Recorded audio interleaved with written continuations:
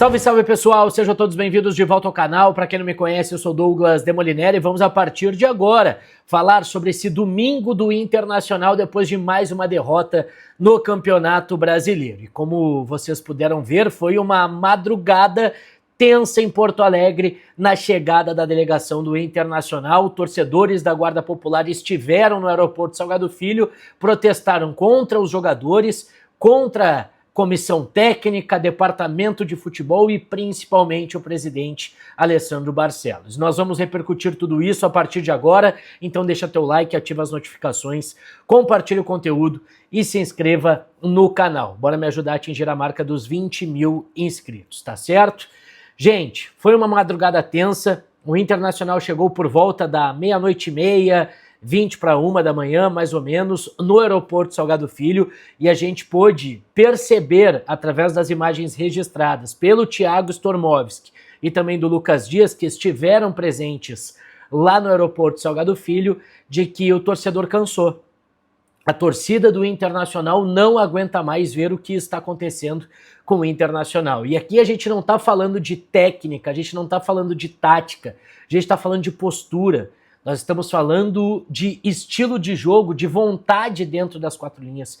O Inter não tem apresentado isso.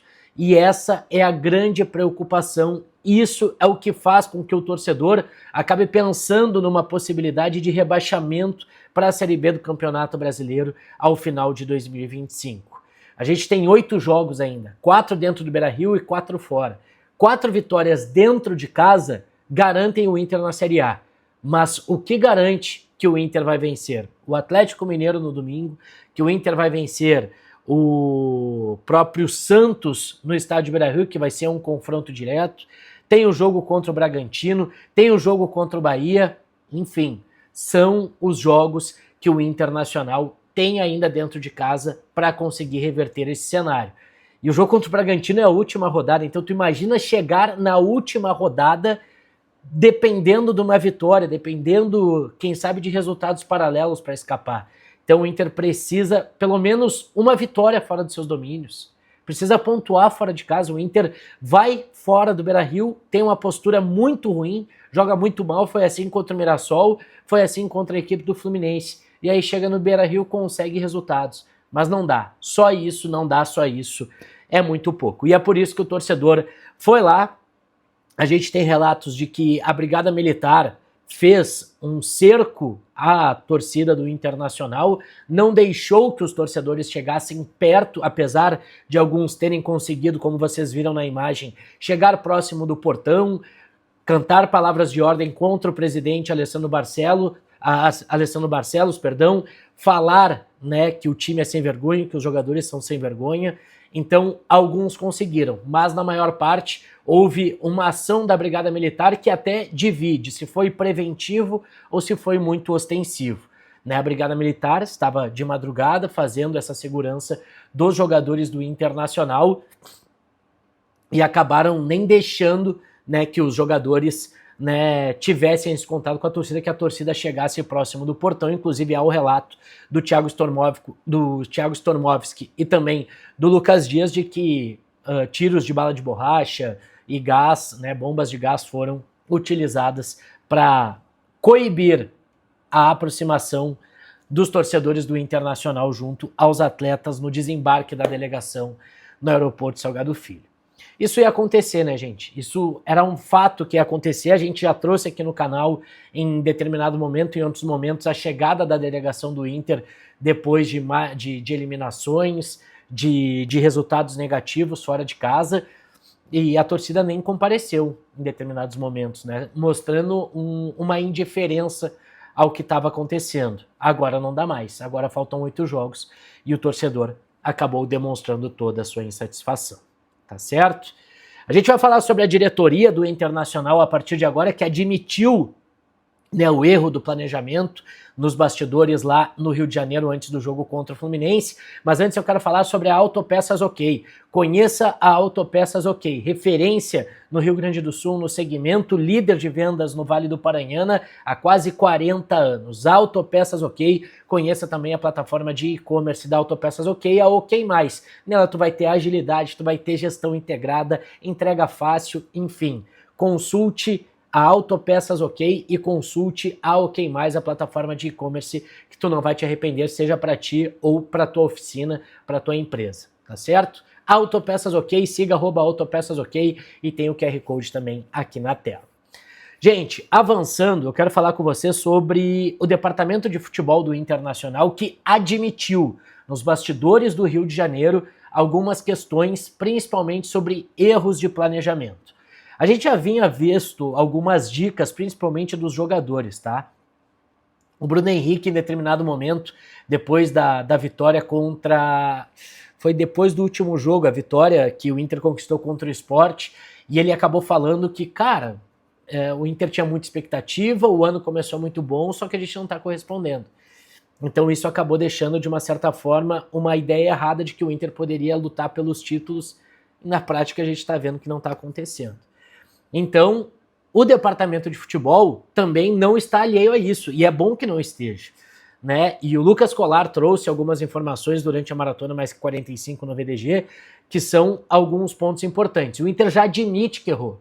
O Inter sabe que errou e demorou para admitir. Demorou para admitir que estava errado. Isso não é novidade. Só que algumas coisas estão incomodando o departamento de futebol, tá? E o que foi colhido de informação a partir das informações do Lucas Colar, desse contato nos bastidores lá no Rio de Janeiro, tá? Que o departamento de futebol está incomodado com algumas críticas que destacam, não estão vendo a tabela, não estão vendo os resultados, como se o Internacional não estivesse preocupado.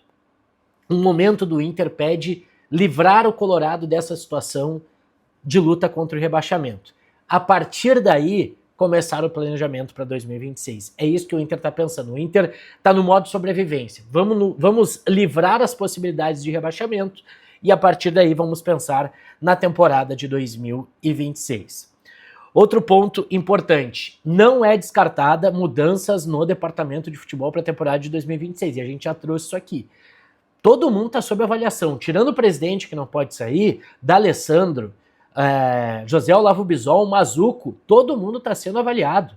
E dependendo da situação, pode sair ao término da temporada de 2025. Há também uma preocupação em relação à reformulação do elenco. A gente traz aqui que o Inter precisa de pelo menos 12 contratações para a temporada de 2026, mas sabe que não tem como. Que precisa captar dinheiro, precisa captar recursos, que é uma situação muito complicada. Então, o Inter também já admite que essa reformulação será muito complicada, precisa ser criativo, precisa buscar receitas, precisa encontrar formas de fazer essa reformulação, mas sabe que vai ser muito complicado, muito complicado. E outras informações também, o Inter não gostou nada da atitude do Bernabé no jogo contra a equipe, na derrota no jogo, pênalti, cara, tanta derrota do Inter que o cara ficou contra o Bahia, o pênalti cometido contra o Bahia, né? A informação que se tem é que o Bernabé quase foi multado pela postura que ele teve no jogo lá em Salvador. E outra situação destacada também nos bastidores é que o Inter não colocou o ônibus na rua naquele jogo contra a equipe do Sport, porque a inteligência do Inter imaginou que algumas coisas poderiam ser arremessadas em direção aos jogadores. Então, o Inter já admite, né, que errou muito e que precisa sobreviver no final dessa temporada de 2026. Para fechar, gente, na tela para vocês aí a promoção do Internacional para o jogo contra a equipe do Atlético Mineiro. A gente sabia que isso ia acontecer, né, gente? Quando a corda aperta, o Internacional chama o torcedor então de novo. Eu sei que é difícil, eu sei que é complicado. Eu não sei mais como pedir, tá? Mas vá pro estádio. Vá pro estádio. Só nós, torcedores, vamos tirar o Internacional dessa situação, tá? Então vai pro estádio Beira-Rio. Olha pra mim, vai pro estádio Beira-Rio, pelo amor de Deus. Vai. Vai. Beleza? Só vai. Vai. Vai. Valores dos ingressos, pessoal, R$20 para qualquer portão, qualquer setor das áreas livres, arquibancada superior, arquibancada inferior. R$20, sócio não paga, R$20. A cadeira locada também teve uma mudança no preço, R$80 para quem não é sócio, e aí dependendo da tua categoria de sócio vai de R$30 a R$70. Mas o fato é que o Inter baixou os valores dos ingressos de novo e precisa ter aí uma boa presença de público no duelo contra o Atlético Mineiro. Partida que vai acontecer no próximo final de semana, tá? Internacional e Atlético Mineiro, jogo importantíssimo, gente. Jogo importantíssimo, o Inter precisa dessa vitória. Colorado vai para esse jogo aí precisando vencer de qualquer forma para quem sabe, né, diminuir cada vez mais a possibilidade de rebaixamento. 6h30, tá? 6h30 da tarde, a partida do domingo. Passa lá na KTO, kto.bet.br, te registra, verifica o teu cadastro, te inscreve na Liga do Milhão e brinca com responsabilidade lá na kto.bet.br. Clube KTO, ganho aumentado, ganho antecipado, chance extra, são muitas as vantagens do brincar na kto.bet.br. Lembre que é um site proibido para menores de 18 anos, brinque com responsabilidade e, claro, segue o pessoal da KTO no @KTO_Brasil em todas as redes sociais. Muito obrigado a todo mundo que chegou até aqui. Não esquece de deixar teu like, ativar as notificações, compartilhar o conteúdo e se inscrever no canal. A qualquer momento a gente volta com mais informações do Colorado. Fechou? Valeu!